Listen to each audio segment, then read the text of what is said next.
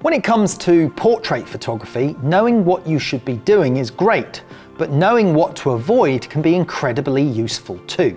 In this video, I'm going to show you 8 common portrait photography mistakes that you can easily avoid.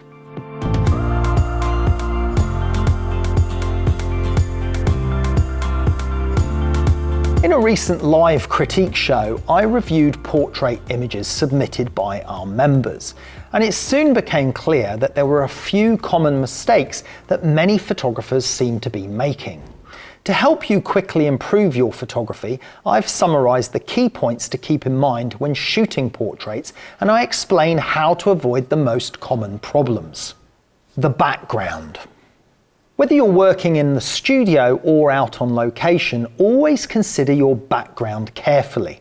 For studio or location shoots, make sure the background isn't a distraction, that it doesn't clash with your model or their outfit, and that it simply makes sense to the shot. Often, for many photographers, backgrounds seem to be somewhat of an afterthought, when in fact they should be something you consider from the very start of your shoot. Location shoots can be a bit more difficult when it comes to getting the right background. Look out for distracting objects behind the subject and do whatever you can to make the surroundings pleasing to the eye. If that means clearing a table, rearranging furniture, or moving something into the foreground for interesting occlusion, then so be it. In these examples, which were just some of the images submitted by members for a critique, you can clearly see what a difference choosing the right background can make. In the left example, although the photographer has created good lighting, the flowers tend to blend into the background and are somewhat lost against the background, whereas the image on the right, the simple dark blue background, offsets the flowers and allows the subject to stand out more clearly. Take notice of the little details. Hair, makeup, background, props and lighting. There can be a lot to think about when it comes to portrait photography, and shoots can often seem somewhat chaotic. However, amidst all the chaos, don't forget to stop and look at the finer details.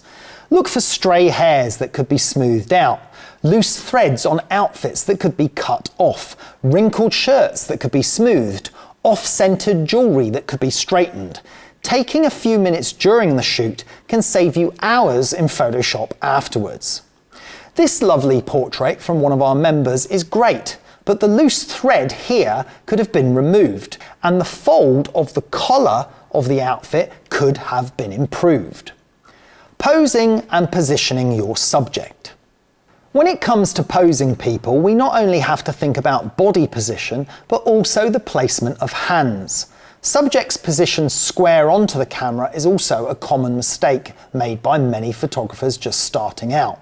Although it can be done to create symmetry, it usually only results in the subject appearing wider and more confrontational than is desirable for a portrait. Positioning hands is also something many photographers struggle with. Hands can very easily look very awkward in an image, especially when they aren't shaped correctly. To avoid hands looking claw-like and to help them look more elegant, try to position the fingers in a staircase shape to make them look more elegant. In these 2 examples from our members, we can see how the hands haven't been posed correctly.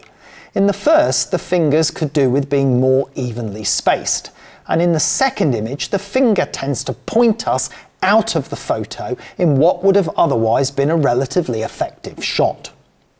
Separating the subject. Black on black or white on white can result in very striking portrait images when done correctly. However, this technique does require careful control of lighting to ensure the subject is clearly separated from the background. Throughout my portrait critique show, I saw many examples of black on black where the subject was not clearly defined against the background, resulting in floating heads, hands, or missing body parts. As I explain in the critique, this is a common mistake that can easily be remedied by introducing a background light, rim lights, or using a slightly lighter background. Whilst black can be effective, it's also worth mentioning that a dark grey background can work better. Don't just use black for the sake of it. Take the time to think about whether it really complements the shot or not, and will your subject be visibly separated from that background. Consider the lighting. Following on from the previous point, lighting is a key part of any image, but what works for one image may not necessarily work for anything else. Don't let yourself rely on a particular lighting style or formulas. The lighting should always be tailored to suit a particular subject or mood. Harder, more sparkly light, for example, may work for a model with their makeup carefully done, but not for a natural portrait of an older lady. A soft, angelic light may suit a young girl, but it won't likely work for an older male business portrait. Lighting on hands was another common problem that I saw throughout the critique show. When incorporating hands in the shot, the placement is often quite close to the face, which can result in the hands being too bright. As our eyes are naturally drawn to the brightest or highest contrast parts of an image, it's important to carefully control the light throughout your image. You can do this by flagging light or simply dealing with selective exposure in post-production. Think carefully about the narrative and purpose. Photography as a visual medium often tells a story as a standalone image without supporting text or explanations. This is why the narrative or purpose of the image is so important. Think about what you're trying to say with the image, and is it clear? This image from one of our members is a great example of how to cleverly and subtly incorporate meaningful props without distracting from the subject. The small piano tells us a little bit more about the subject without being too obvious. This, coupled with his outfit, results in a well-executed portrait. Guide the viewer's eye. If an image is able to hold the viewer's attention, we can consider it successful. However, this isn't always easy to do, especially when we are bombarded with thousands of images every day. To give yourself a greater chance of holding the viewer's attention, it requires a combination of all the aforementioned topics, as well as good composition. Composition isn't just about the rule of thirds. If you'd like to learn more about composition, then check out the other video in my link below. Retouching. The post-production stage often seems to be a bit of a balancing act for many photographers, with many struggling to know when it's too much or when it's too little. Don't be afraid to make subtle tweaks and changes, especially when it comes to smoothing shapes, as I demonstrated on a couple of members' images during the critiques, or simply reducing overly bright highlights or removing temporary blemishes. Several small changes can make quite an overall difference, but don't retouch without purpose, otherwise you may take your retouching too far.